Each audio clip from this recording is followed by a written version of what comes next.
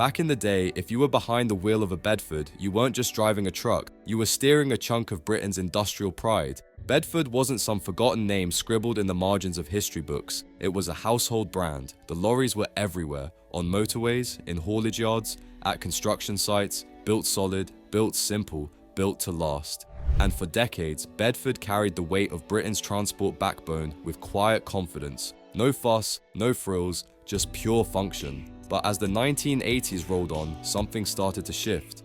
And by the end of the decade, Bedford, once a titan of British truck manufacturing, was gone. Not because the truck stopped working, but because of one fatal thing: corporate greed wrapped in an American accent. You see, Bedford was born out of Vauxhall, which itself had been under General Motors since the 1920s. It was a clever setup. American muscle, British sensibility. Bedford started producing trucks in 1931, and by the Second World War, they were supplying the military with reliable vehicles that ran through mud, rain, bombs, you name it. If it had wheels and a Bedford badge, it kept going. The army loved them, farmers loved them, businesses relied on them, and in the post-war boom, Bedford truly flourished. Models like the TK and the KM were everywhere by the 60s and 70s, known for being reliable workhorses without the ego. You didn't have to be a mechanic to keep them running, you just had to treat them right. But that golden age couldn't last forever. As the 1980s rolled in, the world around Bedford started changing fast. European truck makers were catching up. Volvo, Scania, MAN, DAF, all bringing in sleeker, more advanced machines with better cabs, more comfort, and crucially, better support networks. Bedford, meanwhile, was still trying to modernize its range with the TL and TM series, but they were already on the back foot. The trucks looked decent, they performed okay, but they weren't exactly setting the world on fire. And behind the scenes, General Motors wasn't impressed. To them, Bedford was just another box on the spreadsheet, and it wasn't making enough money. That's when the decisions started getting ugly. GM didn't see Bedford as a core brand anymore. While Bedford was fighting for space in Britain's increasingly tough truck market, GM was investing in other parts of the world. They were pumping cash into North American operations. They were chasing volume over loyalty. So instead of supporting Bedford through this turbulent transition, they started pulling the rug out. In 1986, GM made the brutal call. They were ending production of heavy trucks under the Bedford name. Just like that.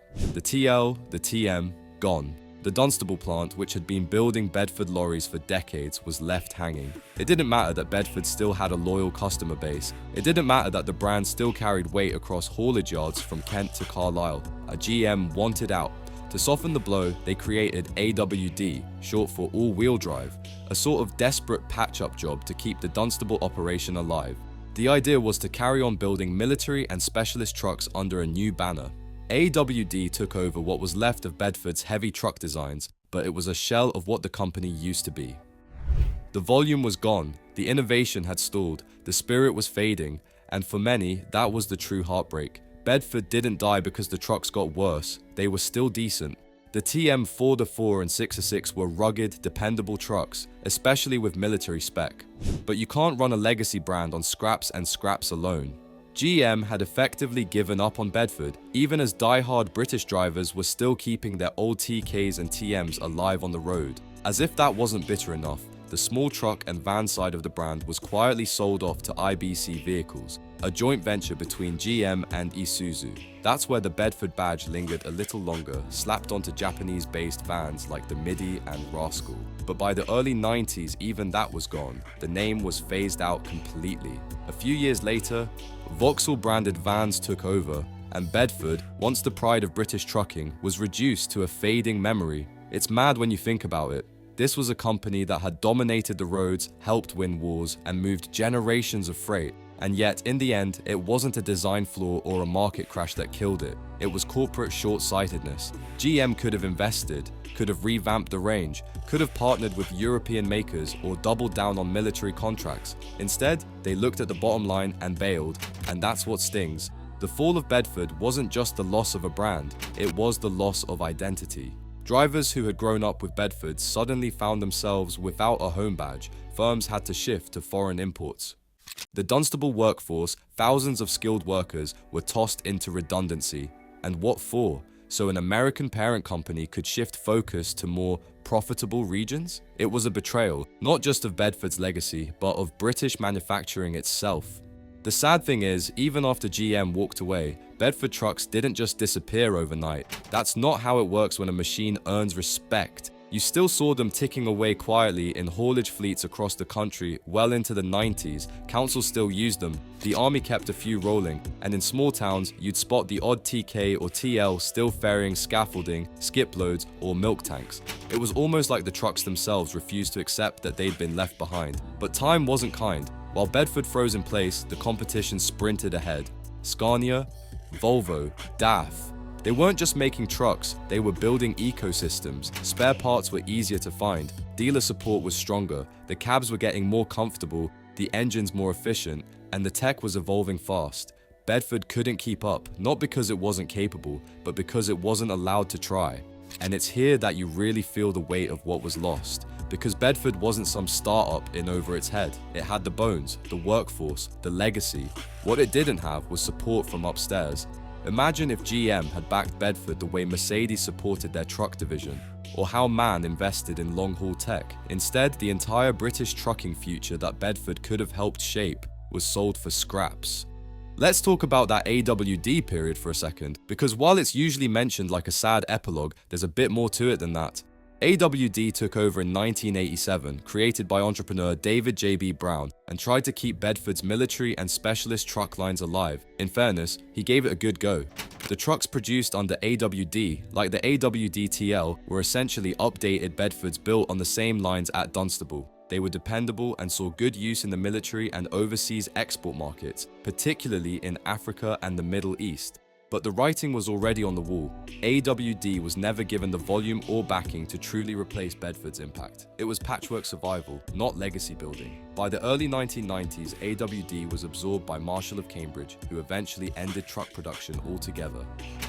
And that was that. The once bustling Dunstable site, where thousands of lorries once rolled out every year, became silent. Some buildings were sold off, others demolished. A few stood empty, haunted by the ghosts of a better industrial age. Even worse, the workers, generations of Bedford engineers, welders, assemblers, and drivers were left in limbo.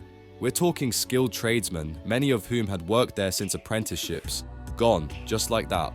No proper transition, no revival project, just a quiet corporate exit.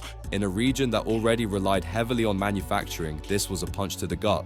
And then, almost insultingly, GM reappeared, not to revive Bedford, but to flog rebadged Isuzu and Opel vans under the Vauxhall name. Models like the Arena and Brava trickled into showrooms in the mid-90s. They were fine, but they had nothing to do with Bedford, no spirit, no British steel, just another exercise in brand slapping from a company that had once overseen greatness and let it slip through their fingers. You know what's really mad though? Bedford could have been Britain's answer to MAN or Renault Trucks, a true national haulier powerhouse.